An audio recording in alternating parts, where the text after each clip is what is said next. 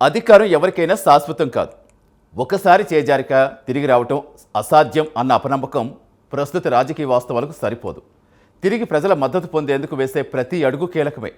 ప్రజలిచ్చిన తీర్పు గౌరవించడమే కాదు, అధికారంలోని వారి వైఫల్యాలు స్పష్టంగా ఎత్తిచూపడం కూడా అవసరం. ప్రజాక్షేత్రంలో మళ్లీ కలిసిపోయేలా వ్యూహం రచిస్తేనే క్యాడర్స్కు భరోసా కలుగుతుంది. అదే విజయానికి దారితీస్తుంది. ప్రస్తుతం వైసీపీ అధినేత మాజీ సీఎం జగన్ కూడా ఇదే వ్యూహం అమలు చేస్తారంటే అవును అనాల్సిందే. ప్రజల్లో వైసీపీకున్న ఆదరణ ఏ స్థాయిలో ఉంది? మాజీ సీఎం ఇస్తున్న సంకేతం ఏంటి? ప్రభుత్వ వైఫల్యాలు అనుకూలంగా మలుచుకునే ప్రయత్నం చేస్తున్నారా? పార్టీలో జరుగుతున్న అంతర్గత మార్పులు దేనికి సంకేతం? భవిష్యత్తు కోసం పడుతున్న పాట్లేంటి? ఆ విషయాలన్నీ ఇప్పుడు చూద్దాం.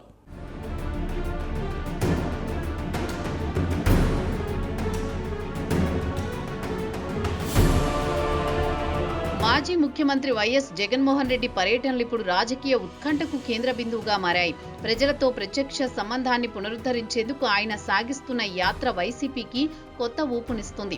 అనకాపల్లి, సత్తెనపల్లి, నందిగామ వంటి ప్రాంతాల్లో భారీ జన సమీకరణతో పర్యటనలు నిర్వహిస్తూ ప్రస్తుత ప్రభుత్వంపై విమర్శలు గుప్పిస్తున్నారు. ప్రజల్లో చైతన్యం కలిగించేందుకు ప్రయత్నిస్తున్నారు. ప్రభుత్వ వైఫల్యాలను ఎత్తిచూపేలా వైసీపీ నేతలు ధర్నాలు, ర్యాలీలు, ప్రజా సమావేశాలు నిర్వహిస్తున్నారు. పోలీసుల ఆంక్షలు, మారుతున్న రూట్లు, అనుమతుల సమస్యలు ఉన్నా వైసీపీ ప్లాన్ బి అమలు చేస్తూ జగన్ పర్యటనలు ముందుకు సాగుతున్నాయి. ఇది కేవలం పర్యటన కాదు, ప్రజల మనసుల్లో మళ్లీ స్థానం సంపాదించేందుకు సాగుతున్న వ్యూహాత్మక రాజకీయ యాత్ర.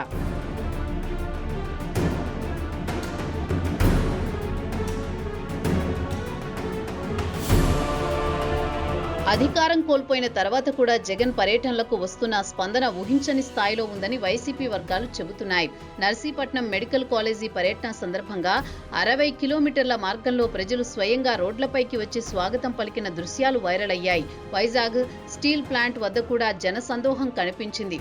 ఇది కేవలం పార్టీ శ్రేణులు సమీకరణ కాదు, ప్రజల నుంచి వచ్చిన సహజ స్పందనగా కొంతమంది విశ్లేషకులు అభిప్రాయపడుతున్నారు. అయితే ప్రభుత్వం పర్యటనలకు అడ్డంకులు సృష్టిస్తోంది అనే ఆరోపణల నేపథ్యంలో ఈ స్పందన ప్రస్తుతం పాలనపై వ్యతిరేకతగా కూడా భావించవచ్చు. ఇంకా కూటమి పాలనపై ప్రజల్లో అసంతృప్తి పెరుగుతోందని, జగన్ పర్యటనలు వైసీపీకి మద్దతుగా తిరిగి పెరుగుతున్న సంకేతాలుగా మారుతున్నాయని రాజకీయ విశ్లేషకులు చెబుతున్నారు.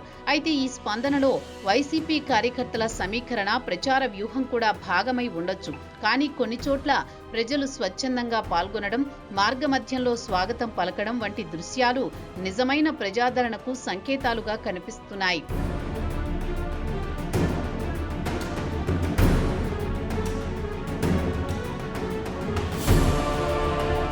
ఓటమి తర్వాత జ్ఞానోదయం రావడం రాజకీయ నేతలకు సాధారణం. అప్పుడే ప్రజాక్షేత్రానికి మరింత దగ్గర అవుతారు. వైసీపీ అధినేత జగన్ తన పర్యటనల ద్వారా ప్రజలకు స్పష్టమైన సంకేతం పంపిస్తున్నారు. అధికారం లేకపోయినా ప్రజల సమస్యలపై పోరాటం ఆగదని ఆయన స్పష్టం చేస్తున్నారు. ప్రస్తుత కూటమి ప్రభుత్వం ప్రజా సంక్షేమాన్ని విస్మరించిందని, వైసీపీ పాలనలో అమలైన పథకాలను నిలిపివేయడం ప్రజలపై అన్యాయమని ప్రజల్లోకి తీసుకువెళ్లే ప్రయత్నం జరుగుతోంది.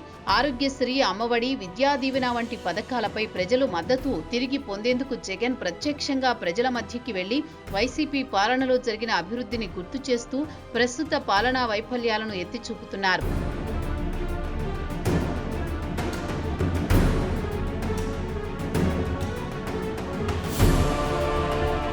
రాజకీయాల్లో ఓటమి ఎంత బాధ కలిగిస్తుందో అదే గెలుపును ఊహించని మెట్టుగా మారుతుంది.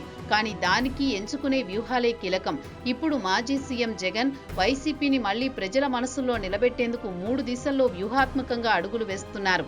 మొదటిగా, కూటమి ప్రభుత్వ వైఫల్యాలను ప్రజల్లోకి గట్టిగా తీసుకువెళ్లేలా పర్యటనలు, ధర్నాలు, ర్యాలీలు నిర్వహిస్తున్నారు. విద్య, వైద్యం, ఉపాధి రంగాల్లో కూటమి పాలనలో వచ్చిన వెనకడుగులను ప్రజల ముందుంచే ప్రయత్నం స్పష్టంగా కనిపిస్తోంది. రెండవది, పార్టీ అంతర్గతంగా నూతన ఉత్సాహాన్ని నింపేందుకు 33 మంది నేతలతో పొలిటికల్ అడ్వైజరీ కమిటీ ఏర్పాటు చేశారు. పాత నేతలకు బాధ్యతలు అప్పగిస్తూ కొత్త నేతలకు అవకాశాలు కల్పిస్తూ పార్టీని బలోపేతం చేయడంపై దృష్టి పెట్టారు.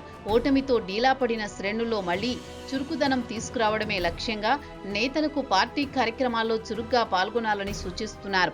మూడవది ఓటమి తర్వాత కూడా ప్రజల్లో తమ పాదముద్రను నిలబెట్టుకోవాలన్న సంకల్పం. ఒంటరి పోరాటం కొనసాగిస్తూనే పొత్తులపై స్పష్టత లేకుండా వైసీపీ సింగిల్ గా బరిలోకి దిగే అవకాశాలను పరిశీలిస్తోంది. జగన్ వ్యూహం ఒక్కటే, ప్రజల్లో తిరిగి నమ్మకం కలిగించడమే కాదు, పార్టీలో కొత్త ఊపు తీసుకురావడమే లక్ష్యంగా ఉందని రాజకీయ విశ్లేషకులు అభిప్రాయపడుతున్నారు.